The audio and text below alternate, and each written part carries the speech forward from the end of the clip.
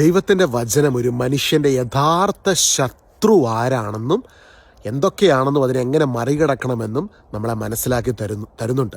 നമ്മൾ പലപ്പോഴും നമ്മുടെ ജീവിതയാത്രയിൽ കണ്ടുമുട്ടിയ വ്യക്തികളെ ശത്രുക്കളായി കാണാറുണ്ട്. എന്നാൽ വചനം പറയുകയാണ്, എഫേസോസ് ലേഖനം 6-ാം അധ്യായം, നിങ്ങൾക്ക് മാത്സര്യം പോരാട്ടമുള്ളത് ജഡരക്തങ്ങളോടല്ല, മനുഷ്യരോടല്ല. ഇത് മനസ്സിലാക്കണം. ഫസ്റ്റ് ഓഫ് ഓൾ നമ്മൾ മനസ്സിലാക്കേണ്ട ഒരു സ്പിരിച്വൽ ട്രൂത്താണ്. നമുക്ക് പോരാട്ടമുള്ളത് മനുഷ്യരോടല്ല. പലപ്പോഴും നമ്മൾ മാനുഷികമായി വെറുപ്പും വിദ്വേഷവും ഉള്ളിൽ കൾട്ടിവേറ്റ് ചെയ്യാറുണ്ട്. ഇന്ന് അങ്ങനെ കൾട്ടിവേറ്റ് ചെയ്യുന്നുണ്ടെങ്കിൽ ഈശോയുടെ വചനം നമ്മളെ അതിൽ നിന്ന് പുറത്തു വരുവാൻ സഹായിക്കും. ദുഷ്ടാരൂപിയുടെ പ്രവർത്തനങ്ങൾക്കെതിരെയാണ് നമ്മൾക്ക് പോരാട്ടമുള്ളത്. എന്നാൽ ഇവിടെ നമ്മൾ തനിച്ചല്ല. ഇത് മനസ്സിലാക്കണം, ശ്രദ്ധിച്ച് കേൾക്കണേ. നിങ്ങൾ യേശുവിൻ്റെ ശരീരത്തിൻ്റെ ഭാഗമാണ്. ക്രിസ്തുവിൽ നിങ്ങൾക്ക് അവയുടെ മേൽ വിജയം നേടുവാൻ കഴിയുന്നു. കാരണം ക്രിസ്തു ക്രൂശിൽ ഈ ദുഷ്ടാരൂപികളുടെ മേൽ വിജയം നേടിയതാണ്. അതുകൊണ്ട് തനിച്ചല്ല. നിങ്ങളൊരു ഒരു അസ്വസ്ഥപ്പെടുത്തുന്ന സാഹചര്യത്തിലൂടെ ഇന്ന് കടന്നു പോകുന്നെങ്കിൽ ചില വ്യക്തികളിലൂടെയാകാം, ജോലി സ്ഥലത്തോ വീട്ടിലോ എവിടെയെങ്കിലും ഒക്കെ. അതിനെ നേരെ ഈശോയുടെ കുരിശിനോട്ടിലേക്ക് കൊണ്ടുവരിക.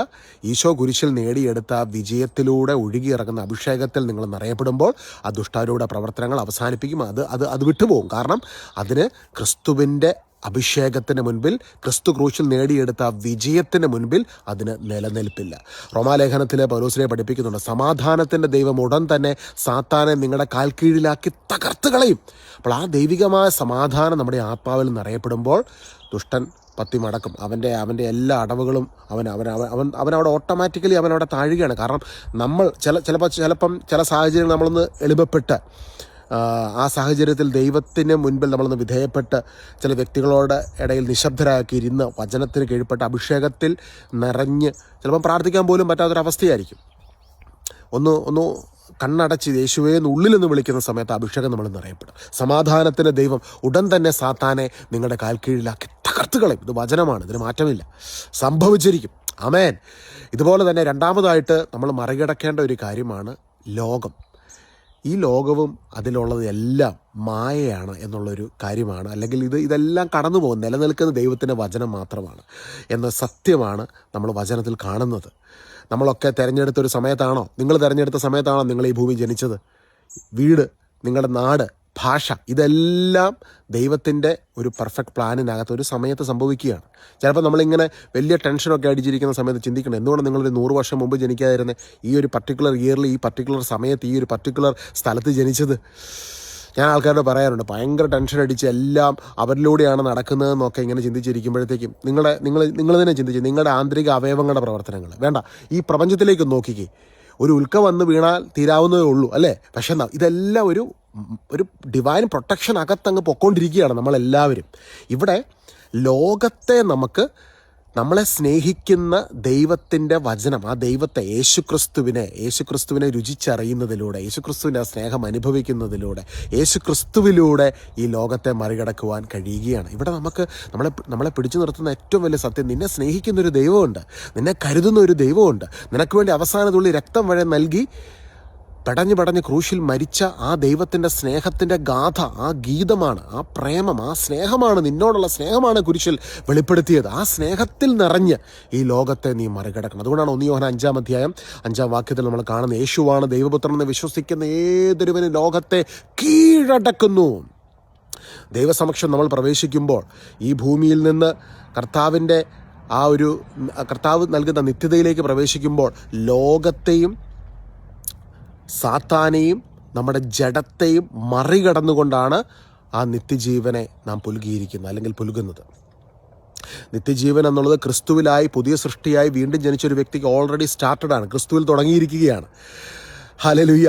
ഇവിടെ നമ്മുടെ ജഡമാണ് അവസാനമായി നമ്മളെ പലപ്പോഴും ആ ക്രിസ്തുവിൻ്റെ അഭിഷേകത്തിൽ വളരുന്നതിൽ നിന്ന് തടസ്സമായി നിൽക്കുക എന്ന് വെച്ചാൽ, നമുക്ക് ദൈവം തന്നിരിക്കുന്ന ഈ റോൾ, പനീഷ് എന്ന എൻ്റെ ഈ റോളിൽ ഞാൻ ജീവിച്ചു പോകുമ്പോൾ ഞാൻ എൻ്റെ ജഡത്തിലാണ്. പക്ഷേ ഈ ജഡത്തിനകത്താണ് എൻ്റെ ആത്മീയ മനുഷ്യൻ, എൻ്റെ ഉള്ളിൽ ഒരു സ്പിരിറ്റ് മാനുണ്ട്. ഈശോയുടെ സാദൃശ്യത്തിൽ വീണ്ടും ജനിച്ച് സൃഷ്ടിക്കപ്പെട്ട ഒരു പുതിയ മനുഷ്യൻ.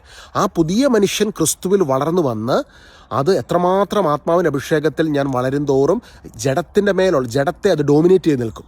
അതുകൊണ്ടാണ് നമുക്ക് ഉപവാസവും പ്രാർത്ഥനയും വചന കേൾവിയും വചനം വായിച്ച് പ്രാർത്ഥിക്കുകയും നമ്മൾ ദൈവത്തോടൊപ്പം ഫെലോഷിപ്പൊക്കെ ചെയ്യുകയും ചെയ്യുമ്പോൾ വചനത്തിൻ്റെ അഭിഷേകത്തിൽ നിറഞ്ഞ് അറിഞ്ഞ് ആ വചനത്തിനനുസരിച്ച് ജീവിക്കുമ്പോൾ നമ്മളിലെ ക്രിസ്തുവിൻ്റെ ആ വളർച്ചയിൽ നമ്മുടെ ജഡിക മേഖലകളെ ക്രിസ്തു ക്രൂശിൽ ചെയ്തു കഴിഞ്ഞ ആ പ്രവൃത്തിയുടെ ശക്തിയിൽ വിശ്രമിച്ചുകൊണ്ട് നമുക്ക് മറികടക്കുവാൻ സാധിക്കുകയാണ്. ഞാൻ വീണ്ടും പറയാം, നമ്മുടെ സ്വന്തം ശക്തിയിലല്ല, ഈശോയുടെ കുരിശിലെ പൂർത്തീകരിച്ച പ്രവൃത്തിയിൽ വിശ്രമിച്ചുകൊണ്ട്